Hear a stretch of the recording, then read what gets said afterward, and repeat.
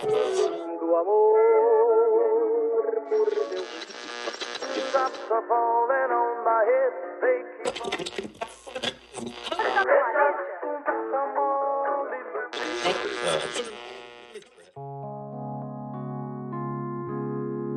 Tudo que se quer sentir no mundo que é o coração, tudo em nós e no porvir, cabe numa só canção. Está no ar, no mundo de uma canção. Olá, boa noite, eu sou a Ana Clara Fischer. E eu sou André Bedurê. A gente está aqui hoje na Radiocracia Já, essa rádio porreta, para mais um episódio de No Mundo de uma Canção. E nesse programa a gente sempre toca uma canção e conta histórias sobre ela e sobre seus compositores. Na maioria das vezes a gente vai trazer aqui o trabalho de artistas independentes que a gente curte e que a gente quer que vocês conheçam e espera que vocês curtam também. A canção de hoje é Retrô, a música é minha e a letra é da poeta maranhense Lúcia Santos. E para apresentar a Lúcia, eu vou ler um poema que está no livro dela, No Frontal com Tarja, que ela lançou em 2016 pela editora Reformatório. All Star. Estar sozinha é meu exercício diário de bordo. Aeroporto, rodoviária, banco de praça, livro de bolso, quarto de hotel, TV a cabo, restaurante a quilo, chocolate a granel, pastel com coca e ressaca, café expresso com letras e tarja preta. Sigo na captura. Sem estação, sigo, repetindo mantras pela noite escura. Eu sou. Malas prontas para viagem. Eu vou. Minha bagagem, tanta, não serve de lição. Nem cabe numa única ilusão básica. Sigo. Single sou. Esse som que a gente está ouvindo ao fundo é a música que o Kleber Albuquerque fez para esse poema.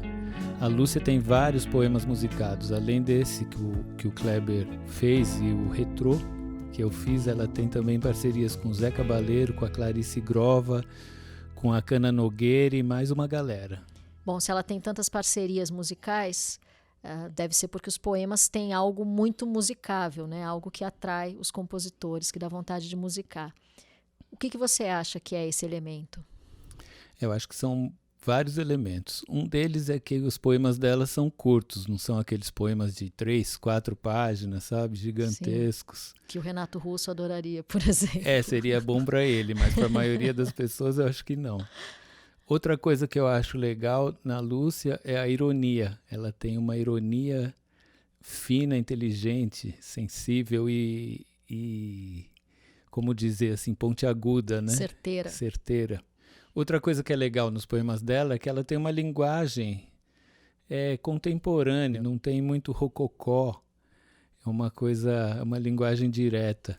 E mais um detalhe que eu acho legal pra caramba também, uma vez meu irmão me contou que conversando com um compositor amigo nosso que é muito bom, que é uma referência assim pra gente, esse compositor deu um conselho para ele, disse para ele, olha, quando você for fazer uma letra de música, feche ideias em pouco tempo, assim, né? Em curtos espaços da poesia. Não abra uma ideia que você só vai fechar lá na próxima estrofe, né? Tente fechar ideias em 2 linhas, 3 linhas, 4 linhas, porque ele achava que com isso o ouvinte ele fica atento, ele fica mais preso na canção. E você acha que a Lúcia tem essa característica? A Lúcia tem essa característica, ela fecha as ideias assim em curtos espaços de tempo e no fim você vê uma outra grande ideia ou a mesma ideia de um jeito mais completo e mais profundo, mas assim, ela vai alinhavando aos poucos essa ideia de um jeito que você já vai entendendo, sabe, o que ela está querendo dizer. E como foi que você chegou no Retrô? Eu conheço a Lúcia já há muitos anos, ela é uma amiga querida e eu conheço os livros dela, já li todos os livros e eu estava querendo musicar faz tempo uma poesia dela. Então eu peguei os livros um belo dia e comecei a folhear novamente. E fui passando, na hora que chegou em Retrô, eu parei e falei, é essa, assim, foi uma coisa bem, eu vi, sabe, que tinha ali uma coisa fácil, assim, ou pelo menos mais tranquilo, mais com a minha cara, assim, né, para musicar. Uhum. E aí a música saiu muito fácil, muito rápida, assim, foi legal. Isso foi uma coisa, a música veio mesmo. Depois que eu fiz a música, esse mesmo irmão que me contou a história do outro compositor, eu mostrei para ele, né, a música, e ele me disse, pô, esse poema eu já tinha falado para você musicar, que é a sua cara e tal. Se encontraram, então, você e o poema Eu novamente. E o poema, tínhamos a ver. Um poema pornô, uma sessão privê. Se eu não fosse retrô, faria para você. Se eu não fosse retrô, não iria à matinê ver um filme de Truffaut pelo olhar de Depardieu. Não faria teatro no só para me esconder. Não contemplaria Bachot debaixo de um ipê. Se eu não fosse retrô, não usaria maiô nem calça Saint-Tropez. Não trançaria um tricô, Penélope recriando o amor. Pra quê? A Lúcia diz que não se lembra muito das circunstâncias em que esse poema foi escrito, mas ela contou pra gente que ele nasceu numa época em que ela fazia bolsas para vender e, em algum momento, costurando uma dessas bolsas, ela pensou na imagem da Penélope. A Penélope, para quem não sabe, é uma personagem da mitologia grega, foi a mulher que se casou com Ulisses, que era o rei da ilha de Ítaca, e ficou esperando por ele 20 anos. Porque logo que eles se casaram, tiveram um filho e a criança era recém-nascida. Ulisses saiu para lutar na Guerra de Troia, acabou a guerra, ele continuou por aí, deu seus rolês, demorou tanto que todo mundo achou que ele tinha morrido. Rolou uma pressão para Penélope casar de novo, ela falou que não queria, que queria esperar por ele, rejeitou uma centena de pretendentes e, no fim das contas, veio com uma artimanha, falou lá, inventou uma estratégia, falou que, que ela se casaria, porém só depois que ela terminasse de tecer uma mortalha para o sogro dela, para o pai do Ulisses. E essa mortalha ela tecia durante o dia, aos olhos das pessoas, e de noite ela desmanchava, para que aquilo nunca terminasse e ela pudesse ficar esperando o Ulisses. Enfim, e nisso foram 20 anos. Nisso, a Penélope se converte num símbolo da esposa ideal, da esposa amorosa, um símbolo de um mito de fidelidade, né? E eu só queria lembrar que nesses 20 anos, o Ulisses teve vários filhos por aí, ninguém perguntou da fidelidade dele. O Ulisses, na verdade, ele podia até virar um mito, eu fiquei pensando agora. O mito do homem comum machista, né? Que é aquele homem que deixa a mulherzinha em casa, fica 20 anos zoando o barraco e depois que tá velho, volta. E ainda tem essa história, que homem foi esse que voltou, né? Com certeza não o mesmo com que ela se casou, né? Enfim, não sou a única que questiona esse mito, obviamente, e a Lúcia aqui se pergunta, né? Penélope recriando o amor pra quê? Super retrô essa imagem de uma mulher que fica lá esperando esse homem, tecendo. Falar em retrô pode parecer, mas não é uma palavra francesa, como Truffaut e outras. É uma gíria, na verdade, é um diminutivo de retrocesso. E a Lúcia brinca com isso, né? Com essa coisa antiquada, com essa coisa fora do seu tempo, né? Obsoleta. Com essa personagem obsoleta que está meio fora do seu tempo. E aí vem várias referências, né? Que ela coloca. Por exemplo, ela cita o Truffaut. O Truffaut foi um cineasta francês, que rima, né? Um dos fundadores da Nouvelle Vague.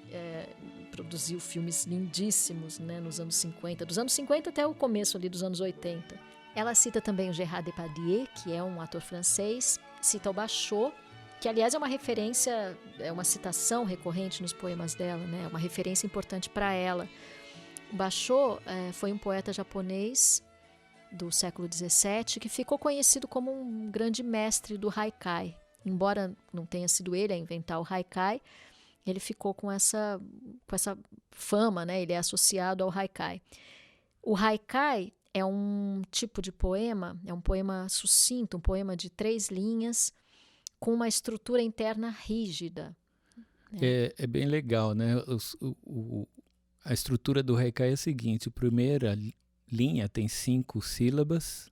5 sílabas lá japonesas, é um pouco mais complexo do que simplesmente 5 sílabas. O segundo tem 7 sílabas e a terceira linha tem novamente 5 sílabas. E o mais legal é como eles se conversam, né? A primeira linha é mais ou menos, eu não sou um mestre do haikai, mas eu vou falar meio que a versão popular do que seria a versão popular o ou haikai. que eu li por aí, ou como eu entendo mesmo o haikai. Eu entendo que a primeira linha é uma espécie de cenário para um acontecimento. É como se fosse aquele começo da história, né? Onde as coisas estão ali só esperando que o fato venha. A segunda linha é o fato e a terceira linha é a conclusão. Maravilhoso, né? A Lúcia também fala do teatro no, que é uma arte japonesa também, que reúne interpretação, movimento, música, canto. Nas performances tem, em geral, alguns instrumentos, às vezes muitos instrumentos no palco, por exemplo, tambores, flautas. E os atores, alguns deles, a maioria deles, não todos, usam máscaras. Geralmente os protagonistas usam máscaras. Acredito que venha daí essa referência da Lúcia, de não faria teatro no só para me esconder. Se bem que o teatro já é conhecido como essa arte de esconder-se, né? Ou tem uma frase que eu acho demais. Não sei nem se eu penso daquela maneira, mas acho ela muito interessante. É uma frase que diz que o teatro possibilita ao ator desnudar-se enquanto se esconde. Ou seja, é a arte de esconder-se mostrando-se. Isso, que através que você se esconde expondo-se. Você se esconde atrás da personagem, porém através dela você se revela. Bom, voltando aqui a falar da música. Você disse que você chegou a esse poema, então criou essa música em cima dele.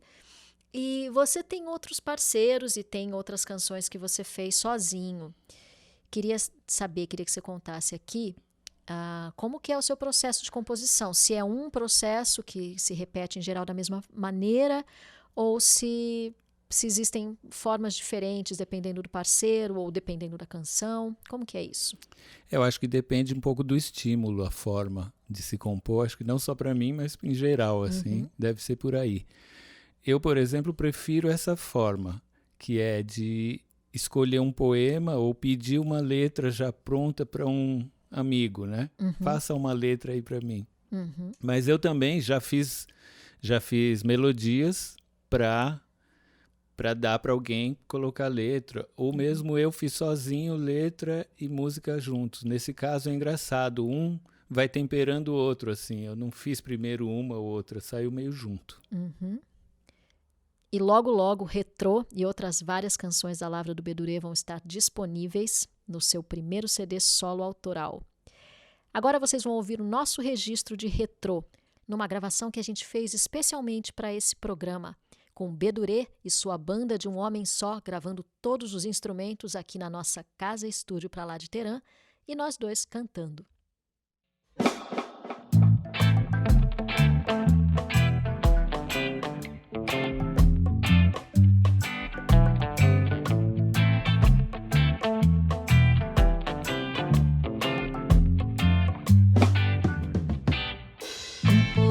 Pornô, uma sessão privê. Se eu não fosse retrô, faria pra você. Se eu não fosse retrô, não iria à matinê ver um filme de Truffaut pelo olhar de Depardieu. Não faria teatro, não, só para me esconder. Não contemplaria Bachor debaixo de um ipê. Se eu não fosse retrô, não usaria maiô, nem calça sem tropê. Não trançaria um tricô, Penélope recriando o amor. Pra quê?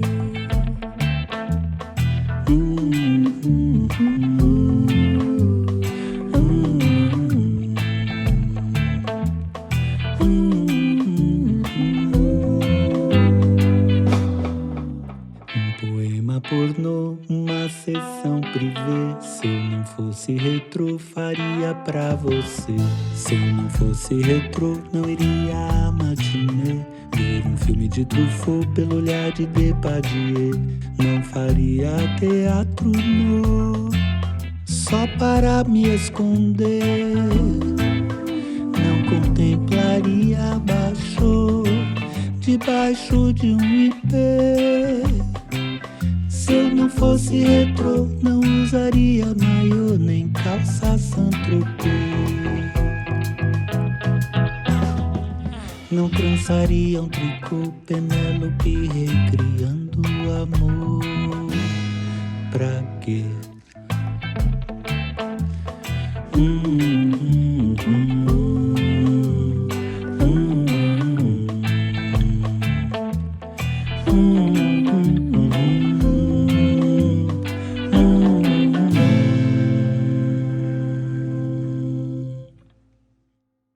Vocês acabaram de ouvir a canção Retrô, minha e da Lúcia Santos, interpretado pelo nosso duo aqui, André Beduré e Ana Clara Fischer. E além dessa versão, a gente também tem um registro de retrô para o projeto Som na Casa, que é um projeto de vídeos musicais gravados aqui na nossa casa estúdio para lá de Teherã. A gente tem trabalhado nesse projeto desde o início da pandemia, registrando canções autorais e também de parceiros e de outros artistas. E os vídeos desse projeto vocês podem assistir acessando os nossos canais do YouTube e da IGTV e as nossas páginas de artista no Facebook, através dos nossos nomes, Ana Clara Fischer ou André Beduré, e procurando por Som na Casa. E a gente fica por aqui. Valeu, rapaziada. Muito obrigada. O programa No Mundo de uma Canção vai ao ar às terças-feiras às 20 horas, com reprise às sextas às 20 horas e aos domingos às 18 horas. Tchau, beijinho. Beijinho. Ação, acorde, movimento, pausa. Você ouviu No Mundo de uma Canção.